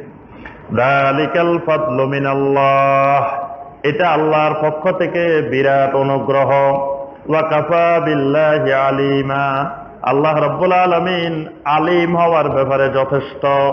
অর্থাৎ সমস্ত এলেমের কেন্দ্রভূমি, সমস্ত এলেমের মালিকানা আল্লাহ, এটাই যথেষ্ট। অর্থাৎ আল্লাহ পাক যত মানুষকে যত কিছু সৃষ্টি করেছেন, যত কিছু পরিচালনা করেন, এই সব কিছুর এলেম আল্লাহ পাকের কাছে আছে। ইয়া আইয়ুহাল্লাযীনা আমানু খুযু হিজরাকুম ফানফিরু সুবাতিন আবিনফিরু জামিআ। উহুদের যুদ্ধ কত হিজরিতে হয়? উহুদের যুদ্ধ তৃতীয় হিজরিতে। আপনাদেরকে কয়েকটা জিনিস মনে রাখতে বলছিলাম। একটা হলো বদরের যুদ্ধ। বদরের যুদ্ধ কত হিজরিতে? দ্বিতীয় হিজরিতে। উহুদের যুদ্ধ তৃতীয় হিজরিতে। তারপরে আপনার খন্দকের যুদ্ধ পঞ্চম হিজরিতে। হুদায়বিয়ার সন্ধি ষষ্ঠ হিজরিতে। মক্কা বিজয় অষ্টম হিজরিতে। বিদায় হজ দশম হিজরিতে। নবী সাল্লাল্লাহু আলাইহি ওয়াসাল্লামের ইন্তেকাল 11 হিজরিতে। এই কয়টা জিনিস এগুলো মনে রাখবেন, তাহলে ইতিহাস বুঝতে, কোরআন সুন্নাহ বুঝতে সহজ হবে। উহুদের যুদ্ধের পরে, উহুদের যুদ্ধে সাময়িক পরাজয় হওয়ার পরে চতুর্দিক থেকে খালি হুমকি দুমকি আসতে আছে। উহুদের যুদ্ধের পরে একদিন খবর আসে যে এখান দিয়ে অমুক গোত্র মানে আক্রমণ করবে, রাত্রে আক্রমণ করতে পারে, অমুক দিক থেকে অমুক গোত্র আসতে পারে, অমুক দিক থেকে অমুক গোত্র আসতে পারে। মানে যখন দেখছে যে মুসলিমেরা এই উহুদে একটু পরাজয় হয়েছে, বা যে সকল গোত্র এতদিন কোনো মূল্যই ছিল না, দামে ছিল না, তারাই এখন লাফানি শুরু করছে যে এখন মুসলমানরা এই দুঃসময়, এই সময় তাদেরকে নিচ্ছিন্ন করতে হবে। আল্লাহ পাক তখন ইমানদারদেরকে নির্দেশ দিলেন, ইয়া আইয়ুহাল্লাযীনা আমানু, হে ইমানদারগণ, খুযু হিজরাকুম, তোমরা তোমাদের নিজেদের আত্মরক্ষার উপায় অবলম্বন করো। নিজেদেরকে বাঁচাইতে হবে, মদিনা বাঁচাইতে হবে, দিন বাঁচাইতে হবে। এটা বাঁচানোর জন্য খুযু হিজরাকুম, আত্মরক্ষার উপায় অবলম্বন করো। ফানফিরু সুবাতিন আবিনফিরু জামিআ, যেখানে একাকী আক্রমণ করা দরকার সেখানে একা একা অভিযান চালাও, আর যেখানে সংঘবদ্ধ অভিযান চালানো দরকার সেখানে সংঘবদ্ধ চালাও। এখানে আল্লাহ পাক জিহাদের নির্দেশ দিচ্ছেন যে রাসূল যেখানে ঠিক করে দিবেন যে একা একা যাওয়ার জন্য, সেখানে একা একা যাবে। আর যেখানে সংঘবদ্ধ জামাত বানাই দিবেন যে তোমরা গিয়ে ওখানে জিহাদ করো, সেখানে জামাতবদ্ধ যাবে। আর এখন একা একা চলা, আত্মরক্ষার উপায় ছাড়া চলা, এটা তোমাদের জন্য ভালো কাজ না, কারণ চতুর্দিকে তোমাদের দুশমন বেড়ে গেছে। ওয়া ইন্না মিনকুম লামান লায়ুবাত্তিআন্না ফাইন আসাবাতকুম মুসিবাতুন, আর তোমাদের মধ্যে কিছু কিছু মানুষ আছে খুব চতুর, নিজেদেরকে সবসময় বাঁচাইতে চায়, মানে নিজেদেরকে সবসময় খুব বুদ্ধিমান মনে করে, নিজেদেরকে সবসময় এড়িয়ে চলতে চায়। এরকম কিছু বুদ্ধিজীবী তোমাদের মধ্যে আছে। এদের চরিত্রটা আল্লাহ পাক ব্যাখ্যা করে দিচ্ছেন।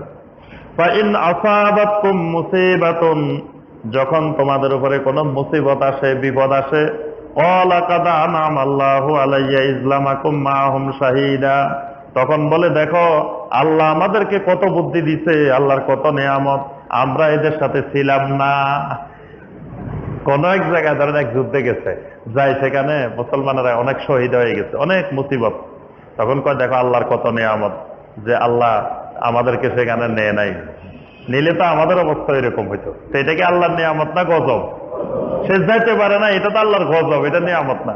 যেমন আমাদের অবস্থা দেখবেন, হুজুর দোয়া করিয়েন, আলহামদুলিল্লাহ আমার মেয়েটা কিন্তু নাচ গানে খুব ভালো। কিসে ভালো? নাচ গানে। কিন্তু সে বলতেছে আলহামদুলিল্লাহ, আলহামদুলিল্লাহ আমার মেয়েটা কিন্তু খুব ভালো নাচ গানে। তা এরকম দেখবেন অসংখ্য জিনিস আছে, হারাম জিনিস, কয় আলহামদুলিল্লাহ, তার হারাম ব্যবসায় উন্নতি হইতেছে, কয় হুজুর আলহামদুলিল্লাহ আল্লাহ ব্যবসায় উন্নতি দিতেছে। অথচ হারাম ব্যবসা, সুদের ব্যবসা, ঘুষের ব্যবসা, বিভিন্ন রকমের অবৈধ ব্যবসা, কয় আলহামদুলিল্লাহ। হারামে উন্নতি হচ্ছে, আবার আলহামদুলিল্লাহ বলতেছে। তো এরাও বলতেছে আলহামদুলিল্লাহ, এখানে যাই নাই এই অভিযানে, এটা ভালোই হয়েছে, গেলে তো আমরাও মরে যেতাম। ওয়ালা ইন আসাবাকুম ফাদলুম মিনাল্লাহ, আবার যদি তোমাদের সেই অভিযানে আল্লাহর অনুগ্রহ নেমে আসে, মানে সেখানে যাওয়ার পরে দেখলে যে আল্লাহর নিয়ামত পাইছে, মানে মুসলিমেরা বিজয় হয়েছে, ভালো কিছু পাইছে, লাইয়াকুলান্না কাআল্লাম তাকুম বাইনাকুম ওয়া বাইনাহু মাওয়াদ্দা, তখন তারা একজন আরেকজনকে এসে বলে লাইয়াকুলান্না কাআল্লাম তাকুন বাইনাকুম ওয়া বাইনাহু মাওয়াদ্দা, যে আমাদের মাঝে আর তাদের মাঝে ভালোবাসার সম্পর্ক থাকলে কতই না ভালো হইতো। ইয়া লাইতানি কুনতু মাআহুম, হায়রে আমরাও যদি তাদের সাথে যাইতাম, ফাফুজা ফাওজান আযীমা, আমরাও তো আজকে বিরাট সফলতা লাভ করতাম, আমরাও তো আসে পরিচয় দিতে পারতাম আমরা গাজী, আল্লাহর রাস্তায় জিহাদ করি আছি গাজী। শহীদ হয়ে গেলে আল্লাহ বাঁচাই যে যাই নেই, আর এখন ফিরে আসছে সুন্দরভাবে, এখন বলতেছে হায় রে আমরা তো এদের সাথে গেলে ভালো হইতো, আমরা এখন পরিচয় দিতে পারতাম যে আমরা অমুক যুদ্ধের গাজী, আমরা ওখান থেকে ফিরে আসছি। আল্লাহ পাক বলছেন ওয়া ইন্না মিনকুম লামাল্লা ইউবাত্তিয়ান্না, তোমাদের ভিতরে এই জাতীয় মন মানসিকতার লোক ঢুকে গেছে। ফালিয়ুকাতিল ফি সাবিলিল্লাহিল্লাযীনা ইয়াশরুনাল হায়াতাদ দুনিয়া বিল আখিরাহ, রব্বুল আলামিন বলেন তোমাদের মধ্যে যে মানুষগুলো আখিরাতের বিনিময়ে দুনিয়ার জীবনকে বিক্রি করে দিয়েছে, এটা ঈমানদারদের বৈশিষ্ট্য। আল্লাহ পাক বলতেছেন আখিরাতের বিনিময়ে যারা দুনিয়ার জীবন বিক্রি করে দিয়েছে, ফালিয়ুকাতিল ফি সাবিলিল্লাহ, তারা যেন অবশ্যই আল্লাহর রাস্তায় লড়াই করে। ওয়া মান ইউকাতিল ফি সাবিলিল্লাহ, আল্লাহর রাস্তায় যারা লড়াই করবে, ফায়ুকতাল আও ইয়াগলিব, সেই মারা যাক, সে নিহত হোক অথবা বিজয়ী হোক, ফাসাউফা নুতিহি আজরান আযীমা, তাকে আমি আল্লাহ পাক মহা পুরস্কার দান করব। সুবহানাল্লাহ, মানে শহীদ হইলেও তার মর্যাদা বাড়াই দেওয়া হবে, আবার শহীদ না হয়ে যদি ফিরে আসে তাও মর্যাদা বাড়াই দেওয়া হবে। আবু বকর রাদিয়াল্লাহু তাআলা আনহু অনেকগুলো যুদ্ধে অংশগ্রহণ করছেন না, তো কোন যুদ্ধে শহীদ হয়েছেন না। তার অর্থ কি এরকম যে আবু বকর যুদ্ধে যায় দূরে দূরে থাকতো যাতে আমি মারা না যাই, কি এরকম করতেন যে আমি যদি শহীদ হয়ে যাই পরে রাষ্ট্র চালাইব কে, এই চিন্তায় কি আবু বকর দূরে থাকতেন? সবসময় শহীদ হওয়ার তামান্না নিয়েই জিহাদে যাইতেন, কিন্তু আল্লাহ পাক তাকে শাহাদাতের জন্য ওইভাবে কবুল করেন নাই, কিন্তু শাহাদাতের মৃত্যুই দিচ্ছেন। শাহাদাতের মৃত্যু কেমনে দিচ্ছেন? আবু বকর রাদিয়াল্লাহু তাআলা আনহু নবী সাল্লাল্লাহু আলাইহি ওয়াসাল্লামের সাথে যে বাড়িতে বিষ খাইছিলেন, এক মহিলা বিষ মিশ্রিত খাবার দিছিল নবী সাল্লাল্লাহু আলাইহি ওয়াসাল্লামকে, আবু বকর ছিল, আরো অনেক সাহাবী ছিল। কিছু সাহাবী এই খাবার খাওয়ার সাথে সাথে মারা গেছে, আর নবী সাল্লাল্লাহু আলাইহি ওয়াসাল্লাম এবং আবু বকর মারা যান নাই, কিন্তু এই বিষটা তাদের শরীরের ভিতরে ছিল। এন্তেকালের আগে এই বিষের বিষক্রিয়া তাদের শরীরে শুরু হয়েছে, নবী সাল্লাল্লাহু আলাইহি ওয়াসাল্লামের শরীরেও শুরু হয়েছে। এই বিষক্রিয়া আক্রান্ত হয়ে নবী সাল্লাল্লাহু আলাইহি ওয়াসাল্লাম এন্তেকাল করছেন। নবী সাল্লাল্লাহু আলাইহি ওয়াসাল্লামের মৃত্যুটাও শাহাদাতের মৃত্যু। আবু বকর রাদিয়াল্লাহু তাআলা আনহু এই বিষক্রিয়া আক্রান্ত হয়ে পরে মারা গেছেন, সেটাও শাহাদাতের মৃত্যু। তারা যুদ্ধের ময়দানে শহীদ হন নাই, কিন্তু এখানে শহীদ হয়েছেন। আর আল্লাহ সুবহানাহু ওয়া তাআলা এখানে বলতেছেন শহীদ হইলে যে মর্যাদা, শহীদ না হইলেও আমি আল্লাহ পাক ফাসাউফা নুতিহি আজরান আযীমা, তাদের উভয়কে আমি মহান পুরস্কার দান করব। ওয়ামা লাকুম লা তুকাতিলুনা ফি সাবিলিল্লাহি ওয়াল মুস্তাদআফিনা মিনার রিজালি ওয়ান নিসাই ওয়াল বিলদান, এই সময় বিভিন্ন এলাকায় নতুন নতুন ইসলাম গ্রহণ করতেছিলেন, যে ইসলাম গ্রহণের কারণে এমন নির্যাতনের শিকার হচ্ছিলেন, ওই এলাকার নারী পুরুষ শিশু তারা বের হয়েও আসতে পারতেছেন না হিজরত করে, আবার এলাকা থাকতেও পারতেছেন না। তখন আল্লাহ পাক বলতেছেন ওয়ামা লাকুম লা তুকাতিলুনা ফি সাবিলিল্লাহ, তোমাদের কি হইলো, তোমরা কেন আল্লাহর রাস্তায় লড়াই করার জন্য বের হও না? ওয়াল মুস্তাদআফিনা মিনার রিজালি ওয়ান নিসাই ওয়াল বিলদান, অথচ অনেক অসহায় দুর্বল নারী পুরুষ শিশু, আল্লাযীনা ইয়াকুলুনা রাব্বানা আখরিজনা মিন হাযিহিল কারিয়া, রব্বুল আলামিন আমাদেরকে এই জনপদ থেকে বের করে নাও, আয-যালিমু আহলুহা, যেই জনপদের অধিবাসীরা জালেম, এই জালেমের কবল থেকে আমাদেরকে বাঁচাও।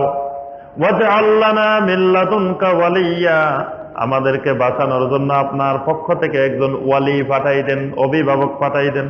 ওয়াজআল লানা মিন লাদুনকা নাসীরা, আপনার পক্ষ থেকে একজন সাহায্যকারী পাঠিয়ে দিন, একজন সাহায্যকারী আমাদের জন্য আপনি পাঠিয়ে দেন।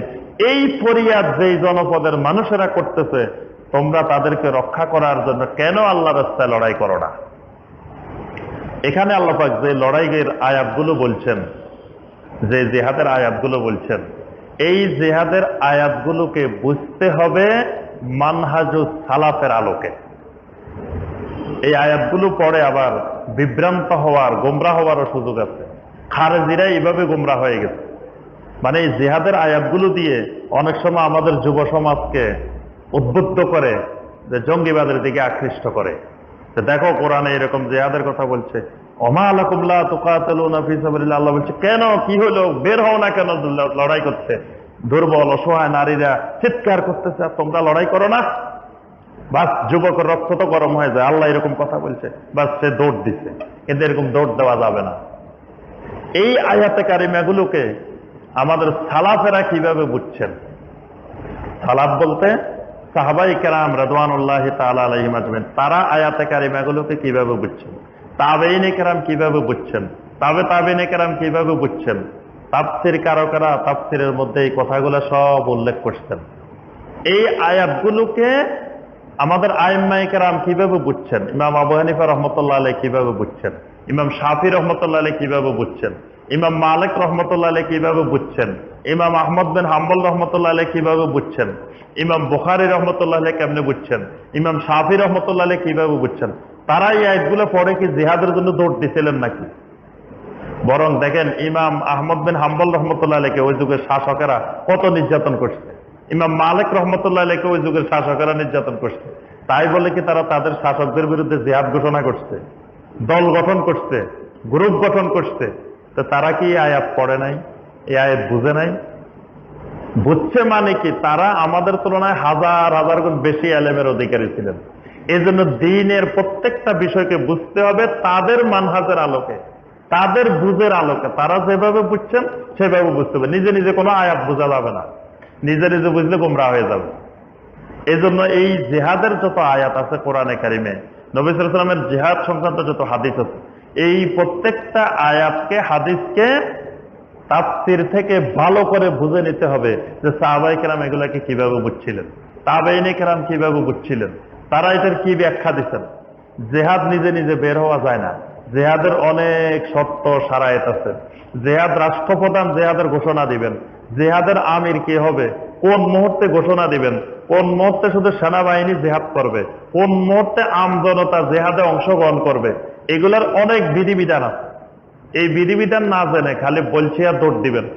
বর্তমানে ফেসবুকে, ইন্টারনেটে দেখা যায় নাম না জানা, অজানা কিছু বক্তা বাইরেছে, যে বক্তাদেরকে কেউ জীবনে দেখেও নাই, চেহারাও দেখে নাই, শুনেও নাই, নামও শুনে নাই। দেখা যায় খালি জিহাদের বয়ান করে, বয়ান শুধু জিহাদের। মানে এই বয়ানগুলো দিয়ে যুব সমাজকে আকৃষ্ট করার জন্য, জঙ্গিবাদের দিকে বের করার জন্য এই বয়ান চলতে থাকে। কে বয়ানটা করছে, কারা করছে, কোনো পরিচয় নাই, চিনা নাই, জানা নাই, শোনা নাই। এই জন্য এলেম নেওয়ার ব্যাপারে খুব সাবধান থাকতে হবে। কার থেকে আমি এলেম নিতেছি, তার আকীদা কি, তার মানহাজ কি, এটা না জেনে কারো থেকে এলেম নেওয়া যাবে না। ইমাম বুখারী রাহিমাহুল্লাহ এলেম নেওয়ার জন্য অনেক দূর দূরান্তে গেছেন। যাই দেখছেন যে মুহাদ্দিসের সামনে দেখাও হয়েছে, কিন্তু দেখছেন যে উনি মানুষকে ধোঁকা দিচ্ছেন, যে উনি একটা ওঁট ধরতে পারতেছেন না, ওঁটটা অনেক দূরে। তিনি এইভাবে জামাকে এইভাবে করে ওঁটকে ডাকতেছেন। ওঁট মনে করছে এখানে খাবার আছে, ওঁট আস্তে আস্তে আসতেছে। ইমাম বুখারী রাহিমাহুল্লাহ দূর থেকে তাকায় দিচ্ছে। ইমাম বুখারী রাহিমাহুল্লাহ চিন্তা করলেন, যে মুহাদ্দিস একটা ওঁটকে ধোঁকা দিতে পারে, এই মুহাদ্দিস তো আমাকেও ধোঁকা দিতে পারে। তার থেকে হাদিস নেন নাই, উনি চলে আসছেন। তাহলে আপনি চিনেন, উনি ওই মুহাদ্দিসকে চিনেন, জানেন, দেখছেন সরাসরি, তারপরেও এলেম নেন নাই। আপনি যাকে চিনেন না, জানেন না, শুনেন না, দেখেন নাই, খালি ফেসবুকে বক্তব্য একটা শুনে বাস আপনি দৌড় দিলেন, এইরকম এলেম নেওয়া যাবে না। এসব ব্যাপারে খুব সতর্ক থাকতে হবে। যে এটা তো একজন ইহুদিও বক্তব্য দিয়ে আমাদেরকে পাঠা দিতে পারে, বিভ্রান্তি করতে পারে। এই জন্য না চিনে, না জেনে, না শুনে কারো থেকে আন্দাজি এলেম নেওয়া যাবে না। এবং জিহাদের আয়াতগুলোর ব্যাপারে খুব সতর্ক থাকতে হবে যে এগুলোর অনেকে বিকৃত ব্যাখ্যা উপস্থাপন করে। এগুলোর ব্যাখ্যাটা সঠিকভাবে সালাফেরা যেভাবে ব্যাখ্যা করেছেন, সালাফেরা বলতে আহলুস সুন্নাত ওয়াল জামাতের যে তাফসীর, আবার আপনি শিয়াদের তাফসীর থেকে ব্যাখ্যা নেবেন না, খারেজিদের তাফসীর থেকে ব্যাখ্যা নেবেন না, তারপরে মুতাজিলাদের তাফসীর থেকে ব্যাখ্যা নেবেন না, ব্যাখ্যাটা নেবেন আহলুস সুন্নাত ওয়াল জামাতের তাফসীর কারকেরা, সাহাবায়ে কেরামের ব্যাখ্যা, তাবেঈনদের ব্যাখ্যা, তাবেঈনদের ব্যাখ্যা, ইমামদের ব্যাখ্যা যারা তুলে ধরছেন সেই ব্যাখ্যার আলোকে বুঝতে হবে। আল্লাহ সুবহানাহু ওয়া তাআলা আমাদের সবাইকে কোরআনে কারীমের এই আয়াতগুলো আমল করার তৌফিক দান করুন। আল্লাহ সুবহানাহু ওয়া তাআলা আমাদের সবাইকে কোরআনে কারীমের নূর দ্বারা মুনাব্বার বানিয়ে দিন। আমাদের মধ্যে যারা অসুস্থ আছেন তাদেরকে কোরআনে কারীমের বরকতে আল্লাহ পাক শিফা দান করুন। আল্লাহ পাক আমাদের অন্তরের রোগগুলোকে দূর করে দিন। কোরআনে কারীমের সাথে আমাদের মহব্বত বৃদ্ধি করে দিন। কোরআন দিয়ে আমাদের ব্যক্তি জীবন, পারিবারিক জীবন, সামাজিক জীবন সর্বস্তরে আল্লাহ পাক কোরআন দিয়ে সাজানোর আমাদেরকে তৌফিক দান করুন। সুবহানাকা আল্লাহুম্মা বিহামদিকা আশহাদু আল্লা ইলাহা ইল্লা আনতা আস্তাগফিরুকা ওয়া আতুবু ইলাইক।